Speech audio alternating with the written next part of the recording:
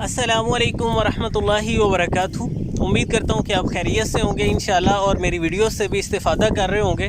ابھی میں جو ویڈیو ریکارڈ کر رہا ہوں بیسیکلی آئے ہم صرف ہاتھی سونڈی لینے، جسے انگلش میں کہتے ہیں ہیلیوٹروپیم انڈیکم، اور اس کے ڈیٹیلڈ بینیفٹس پر میری ویڈیو بھی موجود ہے۔ لیکن یہ نظارہ ایسا ہے، یہ منظر ایسا ہے کہ مجھے آپ کو دکھانا ہی پڑا۔ صبح سے ہم تگ و دو کر رہے ہیں، کوشش کر رہے ہیں اسے تلاش کرنے کی۔ مختلف پوائنٹس پر تھوڑے تھوڑے پودے ملے تھے۔ بیسیکلی ایک حکیم ہے، انہوں نے ریکویسٹ کی تھی کہ انہیں چاہیے تھوڑی سی، تو میں نے کہا کہ ٹھیک ہے، آپ کو پرووائڈ کر دیتے ہیں انشاءاللہ۔ تو ہم تلاش کر رہے تھے، تو ماشاءاللہ ایک پوائنٹ پہ ہمیں یہ اتنی ساری ملی ہے، اکٹھی کافی ساری مل گئی ہے، اور بہت دل خوش ہو رہا ہے، بہت پیارا منظر ہے۔ میں نے سوچا کہ آپ کو بھی دکھایا جائے کہ بعض اوقات ایسے بھی لاٹری لگ جاتی ہے، کوئی چیز ہم تلاش کر رہے ہوتے ہیں، دیر تک ملتی نہیں، جب ملتی ہے تو ماشاءاللہ کافی ساری مل جاتی ہے۔ یہ ہاتھی سونڈی ادویاتی طور پہ بہت مفید مانی جاتی ہے۔ اس میں فولاد کا اور چاندی کا کشتہ بناتے ہیں لوگ، اور بہت اچھا کشتہ اس میں تیار ہوتا ہے۔ اس کا مزاج گرم خشک ہے۔ یہ تقریباً فروری کے مہینے میں پیدا ہوتی ہے اور جون تک سرسبز رہتی۔ ہم اس کا استعمال کرتے ہیں، یعنی کافی زیادہ لوگوں پر جو ہم آزما چکے ہیں۔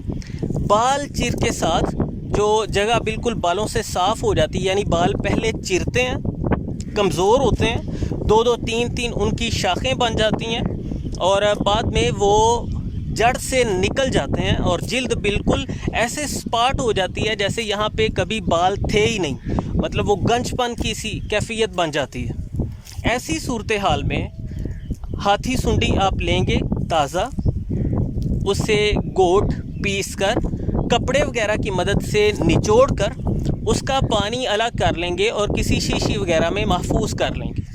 اب جو متاثرہ مقام ہے جہاں سے بال ختم ہو چکے ہیں، وہاں پہ آپ کوئی سیفٹی وغیرہ کی مدد سے تھوڑی خراش کر لیں، یعنی جس طرح ہم مونڈتے ہیں ایسے ہی وہاں پہ سیفٹی یا اس طرح وغیرہ آپ لگائیں گے، وہاں تھوڑی خراش پیدا ہو جائے گی، اور روئی وغیرہ کے گالے کی مدد سے یہ پانی آپ کو اس پوائنٹ پہ، اس مقام پہ لگا دینا ہے جہاں سے بال ختم ہو چکے ہیں۔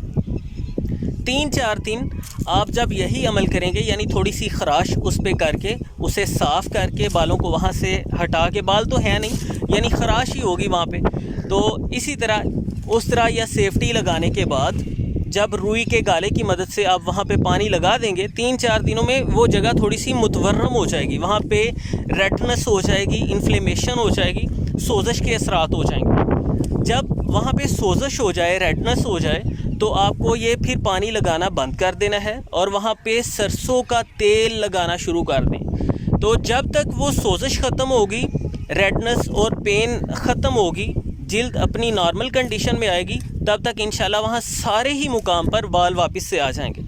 یہ وہ علاج ہے جو بارہا آزمایا ہوا ہے، یعنی 4-5 دن یہ پانی لگانا ہے، اور اس کے بعد کچھ دن وہاں پہ سرسوں کا تیل آپ نے لگا دینا ہے، تو انشاءاللہ سارے ہی مقام پر بال واپس آ جائیں گے۔ انتہائی آسان ہے، آسانی سے آپ یہ کہیں سے حاصل کر سکتے ہیں اپنے آس پاس سے، اور اس سے استفادہ کر سکتے ہیں۔ اسی طرح خارش وغیرہ کی صورت میں اس کے پتوں کو سرسوں کے تیل میں آپ جلا لیجئے، اس کے بعد نتھار کے پن لیجئے۔ خارش کے مقام پر یہ تیل لگانا بہت فائدہ مند ثابت ہوگا۔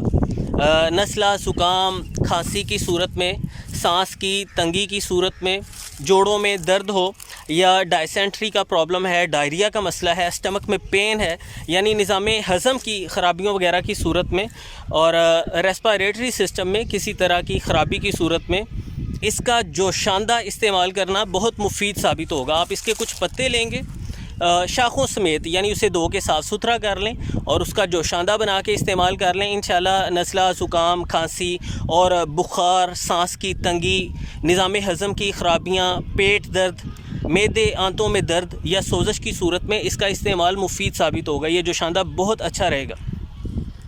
تو امید کرتا ہوں یہ کچھ باتیں آپ کے لیے فائدہ مند ثابت ہوں گی، آپ ضرور اس سے استفادہ کریں گے۔ ویڈیو اگر اچھی لگی ہے تو دوست احباب کے ساتھ بھی ضرور شیئر کیجیے گا۔ ملتے ہیں انشاءاللہ نیکسٹ ویڈیو میں. اللہ حافظ.